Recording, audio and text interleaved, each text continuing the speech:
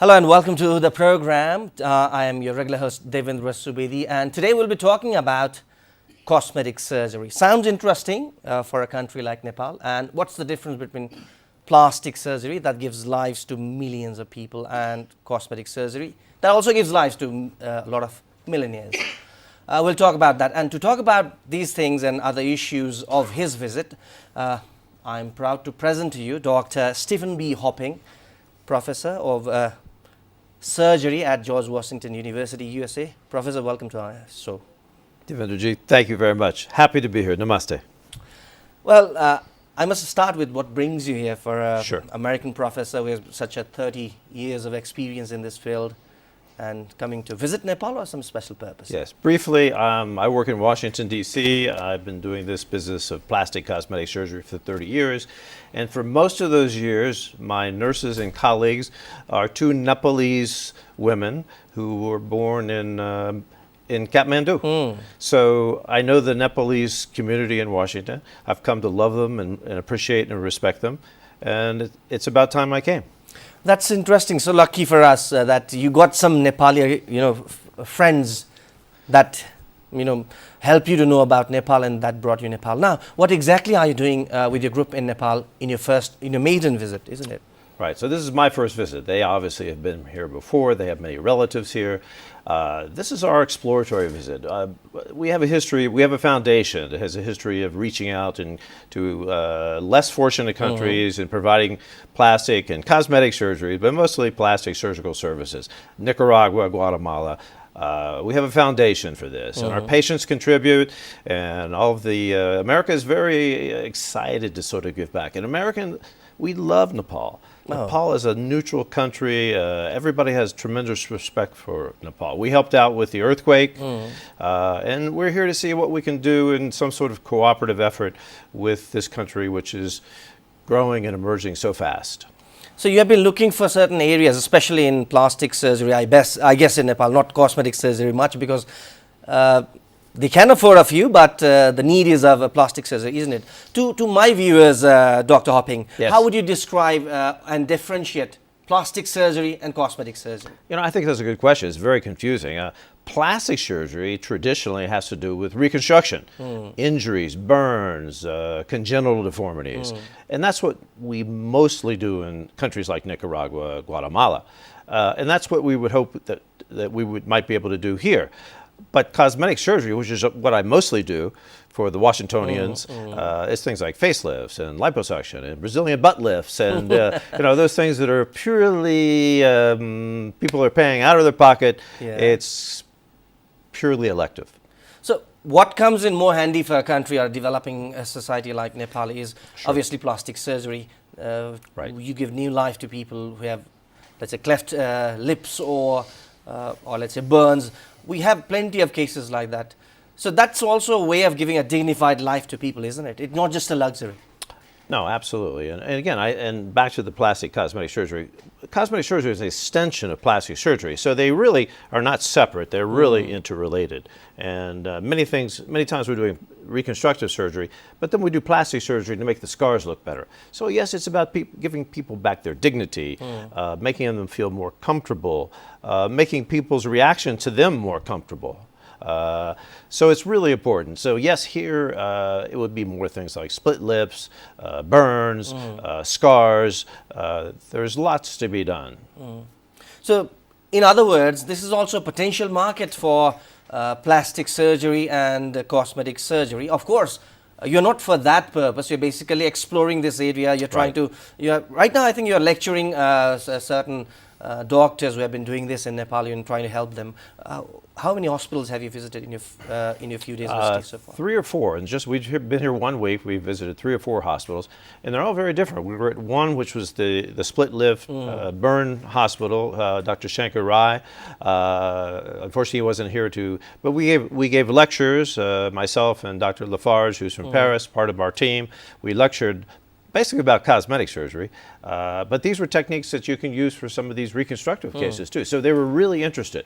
And I got to learn from the younger plastic surgeons what's happening here in Nepal. And cosmetic surgery is coming. It's basically coming. It has to come because there are lots of people Do you recommend that to me as well, Dr. Mathur? Well, generally I don't. Now, I think you look fine. You have a nice shaped face. Well, you the know? fear, the normal fear, doctor, I have been offered a few occasions that why you shouldn't be doing this or that, for example, my hair, why it shouldn't be growing it or transplanting it. The normal conception about plastic or cosmetic surgery for people like me is that it's not a long-term healthy thing. You might get infections or this sort of things. Is that a Sure. reality?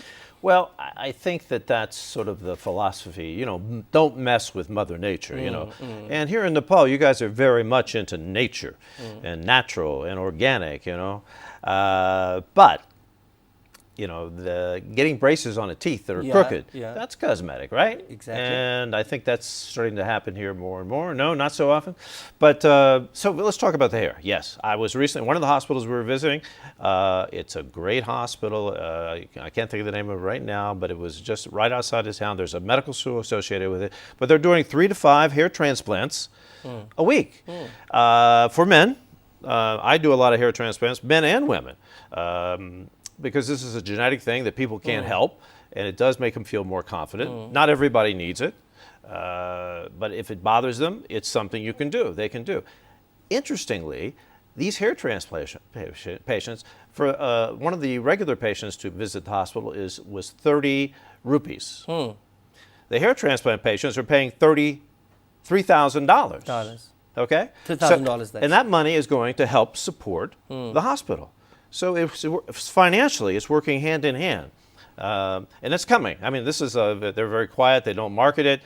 They just, but gradually, they do it's getting bigger by the day. You know what? It can't be stopped. People are going to, I see the society here, especially the women.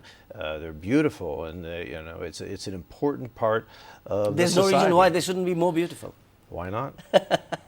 Well, doctor, how equipped you saw Nepali hospitals that you visited, especially in plastic and cosmetic surgery? Were they equipped enough, or the qualified human resource? It really varies. The burn hospital, I think I was very impressed with what they were doing. We talked about the 2 young ladies who were recently burned with the acid burn were there. One of them is going to survive because it's a smaller burn. The other is probably not going to survive because it's greater than 50% burn.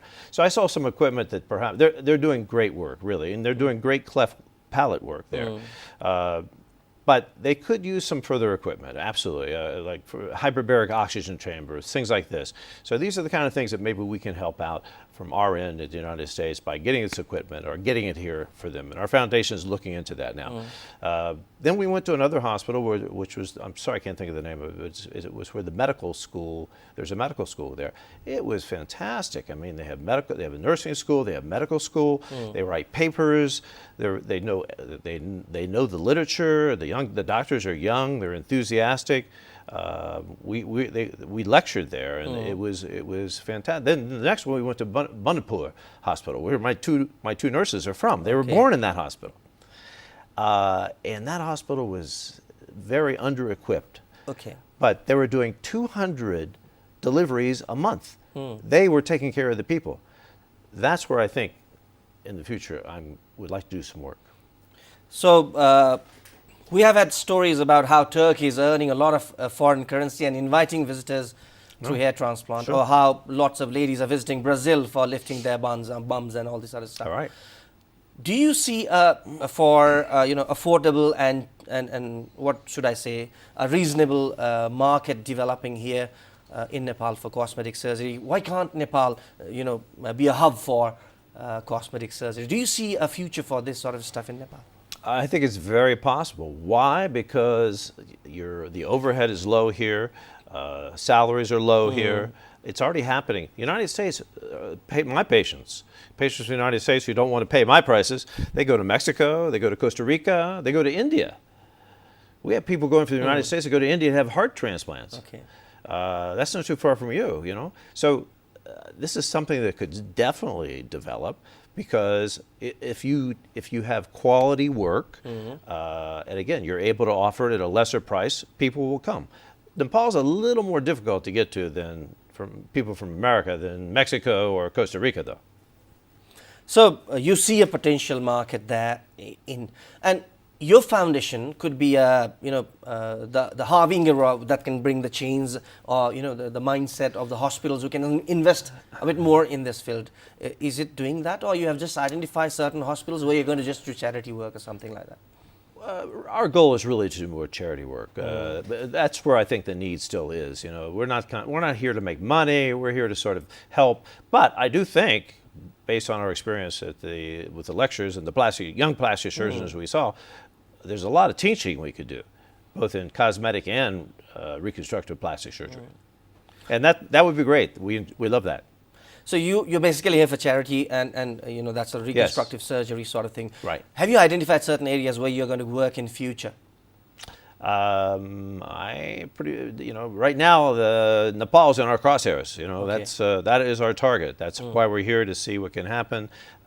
We've met with a number of very interesting hospitals to see where the fit is. Also, we have a foundation in general that can help, not just with us coming and doing some work. For instance, in Nicaragua, we did water programs. We did treatment for elderly. We did wheelchair programs. So any place where we can identify a need, that our foundation can be helpful. So basically, how long, let's say you just, in our informal conversation, you said you'll be soon back in Nepal. Right. We're going to be here a total of 10 days. Okay. So you'll be back here soon with certain programs of your foundation. Well, we're going to go back, explain to our board what we saw, where we think we have a fit, follow up with some of the connections we met here. But yeah, I think for sure we'll be back.